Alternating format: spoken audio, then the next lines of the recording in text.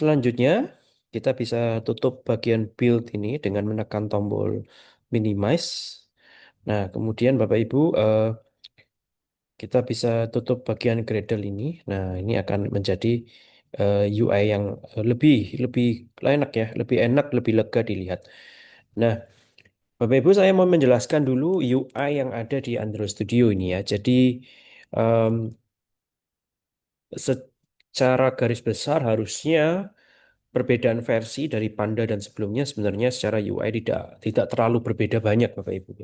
Jadi ini adalah versi yang Bapak Ibu adalah versi yang di slide ini versi Narwhal, sedangkan yang Bapak Ibu lihat di tempat saya ini adalah versi Android Studio Panda 2. Tidak jauh berbeda ya.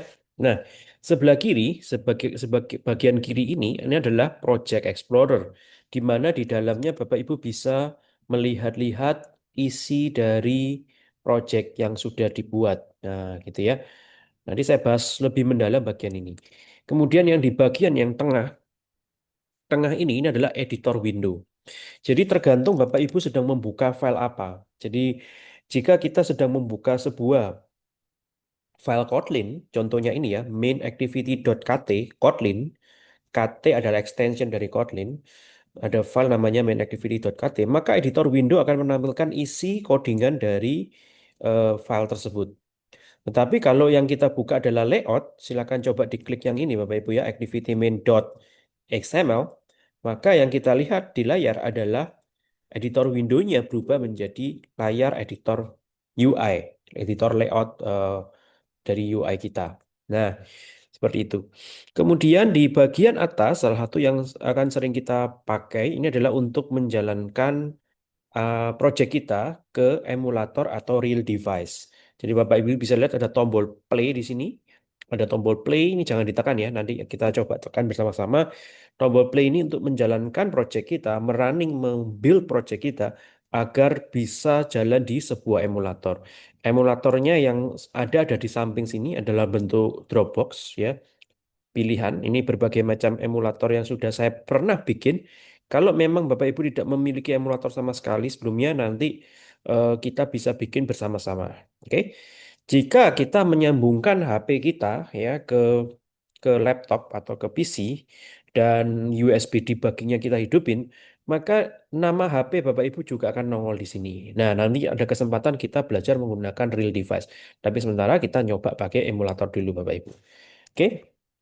Selanjutnya, eh, ini adalah saya akan menjelaskan masing-masing jeroan dari project kita. Ya, Bapak Ibu bisa klik bagian app ini ya, manifest, kemudian Kotlin Java, com, REST. Ini coba di-expand dulu ya supaya kelihatan semua. Saya akan jelaskan satu persatu maksudnya. Pertama-tama, kita bisa lihat bagian atas itu ada tulisannya Android. Ini sebenarnya bukan struktur project Android kita secara real ya. Jadi kalau Bapak Ibu membayangkan oh ada folder Komubaya Dev begitu ya, ada main activity ya kan seperti itu. Ternyata kenyataannya bukan kayak begini Bapak Ibu ya. Kenyataannya bukan kayak begini. Ini adalah folder yang sudah diramu, sudah diatur sedemikian rupa secara representasi agar memudahkan kita sebagai programmer untuk berpindah file dengan cepat, mengakses berbagai macam file dengan cepat. Tapi kalau Bapak Ibu kepengen lihat folder realnya kayak gimana, urutan atau struktur realnya kayak bagaimana, Bapak Ibu bisa klik tombol Android di sini, lalu pilih project. Nah, seperti itu. Ketika kita klik demikian, maka Bapak Ibu sekarang melihat struktur real project kita. Di situ ada folder app, di dalamnya ada folder src, di dalamnya ada folder main, di dalamnya ada folder Java, lalu ada folder com by dev, lalu kita menemukan main activity. Oke, jadi ini adalah struktur folder real. Dan sebagai kita sebaiknya tidak menggunakan yang versi ini karena terlalu jelimet, terlalu kompleks teksnya, terlalu banyak kelak-klik-kelak-kliknya. Kita akan menggunakan versi yang sudah diatur oleh Android Studio supaya kita lihatnya lebih nyaman, lebih cepat. Nah, kita balik lagi ke Android. Jadi Anda Bapak Ibu bisa klik ini drop down ini lalu pilih Android. Nah, ini akan lebih enak dilihat. Oke. Kemudian bagian manifest ya. Manifest ini adalah bagian penting yang berisi konfigurasi berbagai macam hal terkait project kita, termasuk nama projectnya, kemudian termasuk eh, s- eh, skin ya, theme yang dipakai, kemudian aturan-aturan dari aplikasinya dan sebagainya.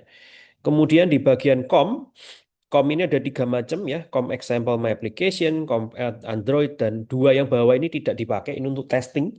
Nanti ada materi sendiri tentang testing.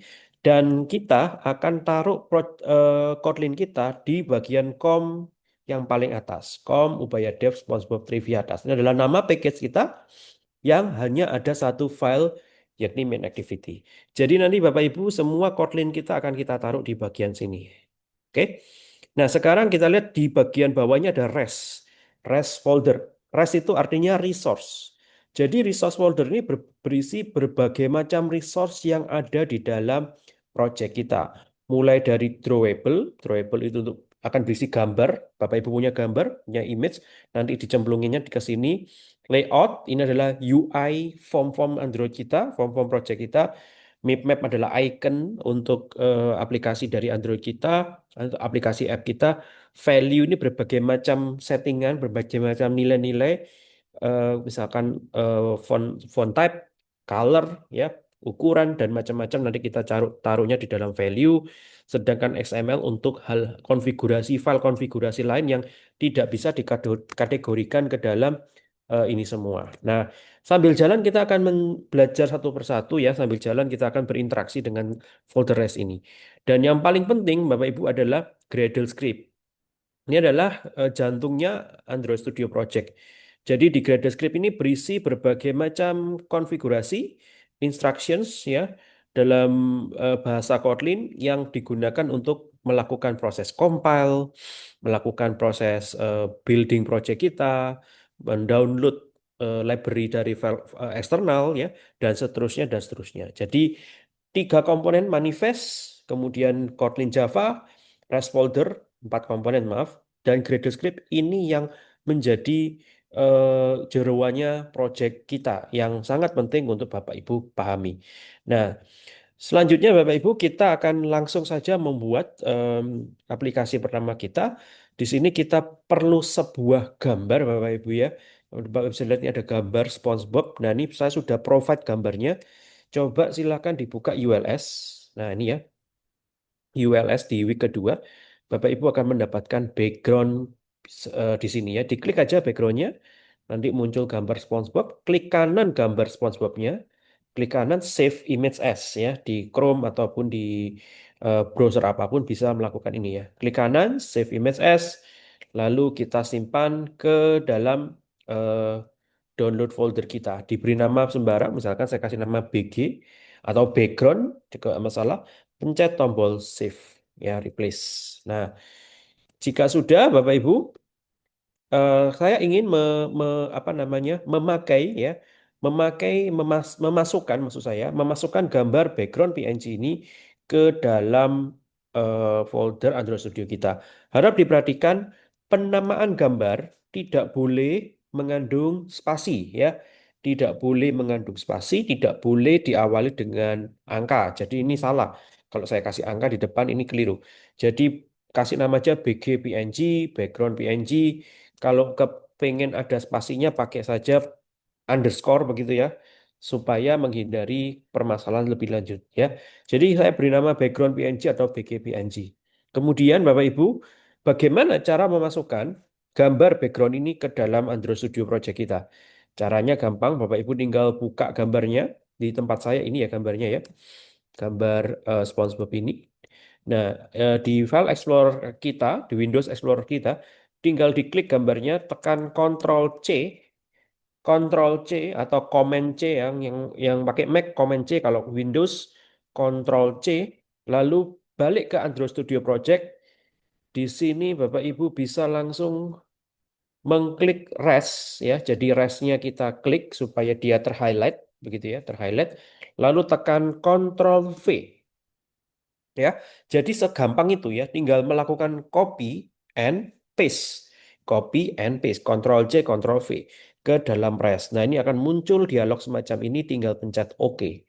Maka gambar SpongeBob tadi Bapak Ibu akan muncul Oke, sebentar di tempat saya tidak muncul. Oh ya ini. Oke, maaf ya, ternyata harus di drawable. Jadi kliknya jangan di rest, tapi di drawable. Lalu Bapak Ibu tinggal Ctrl V, lalu muncul seperti demikian. Pencet saja OK, dan gambar BG PNG-nya akan muncul di dalam drawable. Hal yang sama jika Bapak Ibu ingin mengcopy paste berbagai macam gambar lainnya, silakan cemplungin saja ke dalam drawable, Bapak Ibu. Nah, seperti demikian. Oke. Nah, ini tadi ya, perhatikan jangan ada spaces di namanya, lowercase juga ya, penamaan gambar harus lowercase dan akan dimasukkan ke dalam drawable. Kenapa tidak boleh mengandung spasi dan harus lowercase?